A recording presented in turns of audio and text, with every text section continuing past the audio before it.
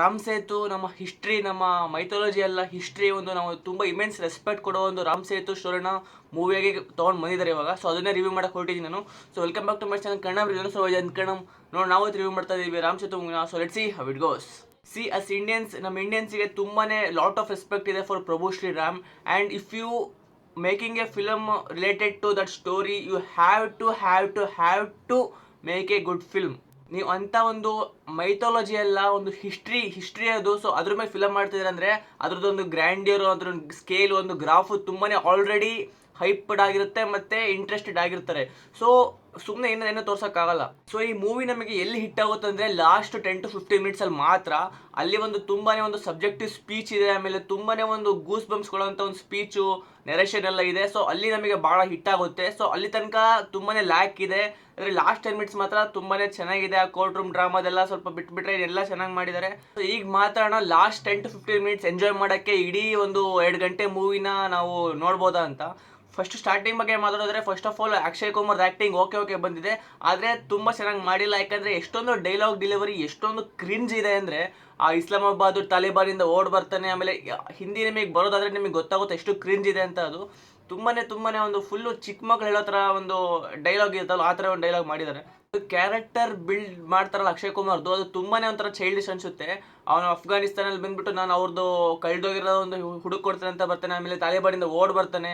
ಆದರೆ ನಮಗೆ ಕ್ಲಿಯರ್ಲಿ ಗೊತ್ತಾಗುತ್ತೆ VFX ತುಂಬಾನೇ ಕಿಡಿಶ್ ಆಗಿದೆ, ಚೈಲ್ಡಿಶ್ ಆಗಿದೆ, ಸ್ವಲ್ಪನೂ ಆನ್ ದ ಪಾಯಿಂಟ್ ಇಲ್ಲ. ಯಾಕಂದರೆ ಗೊತ್ತಾಗುತ್ತೆ ನಮಗೆ ಅದೇನು ಅಲ್ಲಿ ಆ ದೇಶದೊಳಗೆ ಶೂಟ್ ಮಾಡಿದಲ್ಲ. ಸ್ಯಾಂಡ್ ನೋಡಿದ್ರೆ ಗೊತ್ತಾಗುತ್ತೆ ನಮಗೆ ಎಲ್ಲೋ ಮುಂಬೈಲೇ ಸೆಟ್ ಹಾಕೊಂಡು ಶೂಟ್ ಮಾಡಿದ್ದಾರೆ ಅಂತ. ಸೊ ಅಷ್ಟೊಂದು ಇಸ್ಲಾಮಾಬಾದ್ ಓಡ್ ಬರೋದು, ಆಮೇಲೆ ಅಲ್ಲಿಗೆ ಏನೋ RSP ಕೊಡೋದು, ಇವೆಲ್ಲ ಜಸ್ಟ್ ಫಾರ್ ಕ್ಯಾರೆಕ್ಟರ್ ಬಿಲ್ಡ್ ಮಾಡೋಕ್ಕೆ ಅಕ್ಷಯ್ ಕುಮಾರ್ದು ಆ್ಯಕ್ಷನ್ಸು ಮತ್ತು ಡೈಲಾಗ್ಸು ತುಂಬಾ ಕಾಂಟ್ರವರ್ಷಿಯಲ್ ಕೊಟ್ಟಿದ್ದಾರೆ.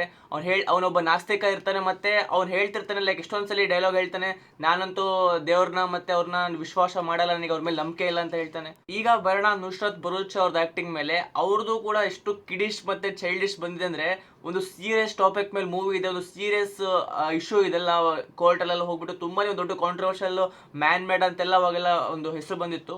ಅಂಥ ಮೂವಿಯಲ್ಲಿ ಇದು 1980, 1970 ಮೂವೀಸ್ ಎಲ್ಲ 2022 ಅಲ್ಲಿ ಬರ್ತಾ ಇದೆ. ಅಂಥ ಸೀರಿಯಸ್ ಟಾಪಿಕ್ ಮೇಲೆ ಮೂವಿ ಬಂದಾಗ ಒಂದು ಕಿಡಿಶ್ ಆಡೋದು, ಒಂದು ಕ್ರಿಂಜ್ ಡೈಲಾಗ್ ಬರುತ್ತೆ, ಹೆಂಡತಿ ಸಾಯಿಸ್ಬಿಡ್ತೀನಿ, ಅದು ಮಾಡ್ಬಿಡ್ತೀನಿ, ಇದು ಮಾಡ್ಬಿಡ್ತೀನಿ, ಇವೆಲ್ಲ ತುಂಬಾ ಒಂಥರ ಮೂಡ್ ಕಿಲ್ ಮಾಡಿಬಿಡುತ್ತೆ ನಾವು ಮೂವಿ ನೋಡ್ಬೇಕಾದ್ರೆ.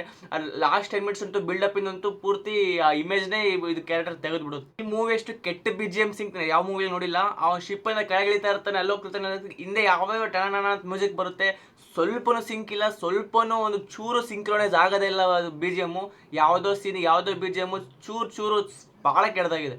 To basically sum up what everything I have said, ಏನಪ್ಪ ಅಂದರೆ ಸ್ಟಾರ್ಟಿಂಗ್ 30 to 45 minutes ಸ್ವಲ್ಪನೂ ಚೆನ್ನಾಗಿಲ್ಲ ಮೂವಿದು. ಅದೇ ಒಂದು ಮೇಜರ್ ಡ್ರಾಬ್ಯಾಕು. ಈಗ ನಮ್ಮ ಜಾಕಿ ಅಕ್ಕನ ಬಗ್ಗೆ ಮಾತಾಡೋಣ. ಜಾಕ್ಲಿನ್ ಫರ್ನಾಂಡಿಸ್, ಓ ಮೈ ಗಾಡ್, ಏನು ಚೆನ್ನಾಗಿಲ್ಲ. ಯಾಕಂದರೆ ಅವರು ಕೂಡ ಪೂರ್ತಿ ಚೈಲ್ಡಿಶ್ ಆಗಿ ತೋರಿಸಿದ್ದಾರೆ. ಒಂದು ಅಡ್ವೆಂಚರಸ್ ಟ್ರಿಪ್ ಮೇಲೆ ಹೊರಟಿದ್ದಾರೆ ಇವರು. ಸ್ವಲ್ಪ ಕಾಮಿಡಿ ಎಲಿಮೆಂಟ್ಸ್ ಇರಬೇಕು, ಸ್ವಲ್ಪ ನಾವು ಹುಕಪ್ ಆಗಿರಬೇಕು ಸ್ಟೋರಿಗೆ.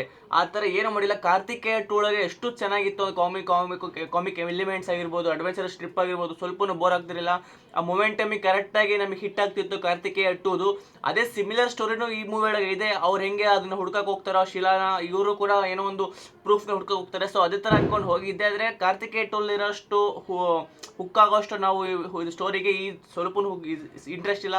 ಕಾಮಿಕ್ ಟ್ರೈ ಮಾಡಿದ್ರೆ ಆದರೆ ರಿಯಲಿ ಅಟೆಂಪ್ಟ್ ವೇಸ್ಟ್ ಆಗಿದೆ. ಅದು ಪೂರ್ತಿ ಮೂವಿ ನಾವು ಮ್ಯಾಥ್ಸಲ್ಲಿ ಕ್ಯಾಲ್ಕುಲೇಟ್ ಮಾಡಿದರೆ ಒಂದು 2-3 ಸೀನ್ ಚೆನ್ನಾಗಿದ್ದಾವೆ ಅಷ್ಟೇ. ಅದರೊಳಗೆ ಒಂದು ಪೂಲ್ ಅಲ್ಲ, ಅಂಡರ್ ವಾಟರ್ ಸೀನು. ಅದು ಪೂಲಿಗೆ ಶೂಟಿಂಗ್ ಮಾಡಿದ್ದಾರೆ, ಅದು ಬೇರೆ ವಿಷಯ. ಆದರೆ ಅಂಡರ್ ವಾಟರ್ ಸೀನ್ ಮಾತ್ರ ಚೆನ್ನಾಗಿ ಅದರೊಳಗೆ VFX ಚೆನ್ನಾಗಿದೆ.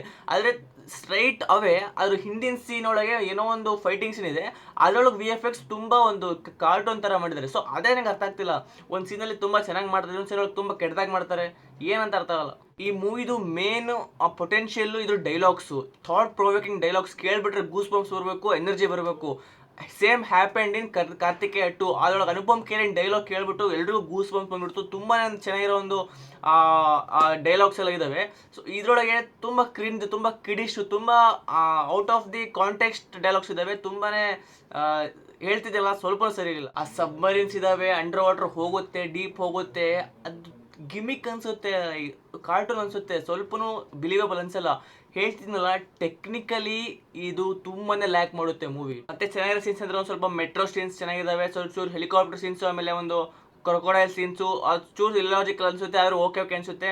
ಬರ್ತಾ ಬರ್ತಾ ಬರ್ತಾ ಆವರೇಜ್, ಸ್ಟಾರ್ಟಿಂಗ್ ಅಂತ ಸ್ವಲ್ಪ ಆವರೇಜ್ ಇದೆ, ಫಸ್ಟ್ ಹಾಫ್ ತನಕ ಅಂತೂ ತುಂಬ ಆವರೇಜ್ ಅನ್ಸುತ್ತೆ ಮೂವಿ. ಅದಾದ್ಮೇಲೆ ಚೂರೇ ಎತ್ಕೊಳ್ಳುತ್ತೆ. ಅದು ಬಿಟ್ಟರೆ ಸ್ಕ್ರೀನ್ ಪ್ಲೇ ಮತ್ತು ಡೈರೆಕ್ಷನ್ ತುಂಬಾನೇ ವೀಕ್ ಇದೆ. ಯಾವ ಥರ ಎಷ್ಟು ಚೆನ್ನಾಗಿ ತೋರಿಸ್ಬೋದಿತ್ತು ಇಂಥ ಒಂದು ಫುಲ್ಲು ಸ್ಟೋರಿನ. ಒಂದು ಆಲ್ರೆಡಿ ಇಷ್ಟು ಎಲ್ರಿಗೂ ಗೊತ್ತಿದೆ, ತುಂಬ ರೆಸ್ಪೆಕ್ಟ್ ಮಾಡೋದು ಸ್ಟೋರಿನ ತುಂಬ ಚೆನ್ನಾಗಿ ಎಕ್ಸಿಕ್ಯೂಟ್ ಮಾಡ್ಬೋದಿತ್ತು, ಆದರೆ ಆಗಲಿಲ್ಲ.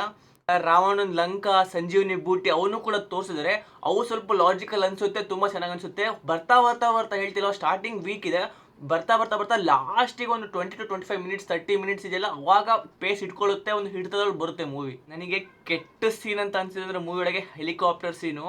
ಎಷ್ಟು ಕಿಡಿಶ್, ಎಷ್ಟು ಯಾವ ಚಿಕ್ಕ ಹುಡುಗ ಶೂಟಿಂಗ್ ಮಾಡ್ತಾರೆ ಇದೆ, ಹೆಲಿಕಾಪ್ಟ್ರು ಇದು ಬೆಂಕಿ ಎತ್ಕೊಂಡು ಬ್ಲಾಸ್ಟ್ ಆಗಿಬಿಡುತ್ತೆ. ನುಸ್ರತ್ ಬರುಷಾಗಿ ಏನೂ ಆಗಲ್ಲ, ಏನು ಸ್ವಲ್ಪ ಕಪ್ಪು ಆಗ್ತಾಳೆ ಅಷ್ಟೇ, ಅದು ಬಿಟ್ಟರೆ ಕಿರಿಸ್ತಾಳೆ ಅಂತ. ಅದಕ್ಕೆ ಜಾಗ್ರನ್ ಫಂಡ್ನೆಸ್ ಇಲ್ಲ, ನಿನಗೂ ಜಾಸ್ತಿ ಜೋರಾಗಿ ನಾನು ಕಿರಿಸ್ತೀನಿ, ನಿನಗೂ ಕೆಟ್ಟದ ನಾನು ಅವಳು ಕಿರಿಸ್ತಾಳೆ ಅಂತ. ಈ ಅಪ್ಪ ಕೆಟ್ಟ ಸೀನ್ ಇತ್ತದು, ಅಷ್ಟು ಇಲ್ಲಾಜಿಕಲ್ ಸೀನ್ ನಾನು ನೋಡೇ ಇಲ್ಲ. ಲಾಸ್ಟಿಗೆ ಪ್ರೂವ್ ಆಗುತ್ತಲ್ಲ ಅದು ಮ್ಯಾನ್ ಮೇಡೇ ಇದು ಅಂತ, ಅದೆಲ್ಲ ಸ್ವಲ್ಪ ಹಿಟ್ ಆಗುತ್ತೆ ನಿಮಗೆ. ಅದು ಬಿಟ್ಟರೆ technical wise screenplay direction ಎಲ್ಲ ವೀಕ್ ಇದೆ. ಸ್ಟೋರಿ ಓಕೆ ಇದೆ, ಯಾಕಂದರೆ ಅದು ಸ್ಟೋರಿ ಆಲ್ರೆಡಿ ಪವರ್ಫುಲ್ ಇದೆ ಅಂತ. So this was my review. So ಸ್ವಲ್ಪ ಕಾಂಟ್ರವರ್ಷಿಯಲ್ ರಿವ್ಯೂನೇ ಮಾಡಿದ್ದೀನಿ. ಸೊ ಇಷ್ಟ ಆಗ್ಬೋದು, ಇಷ್ಟ ಆಗಿರ್ಬೋದು. ಸೊ ನನಗೆ ಅನಿಸುತ್ತೆ ಹೇಳಿದ್ದೀನಿ, ನಿಮಗೆ ಹೇಗೆ ಅನಿಸ್ತು? ಯಾವ ಆಲ್ರೆಡಿ ಮೂವಿ ನೋಡಿದರೆ ಹೇಗೆ ಅನಿಸ್ತು ಕಾಮೆಂಟ್ ಮಾಡಿ.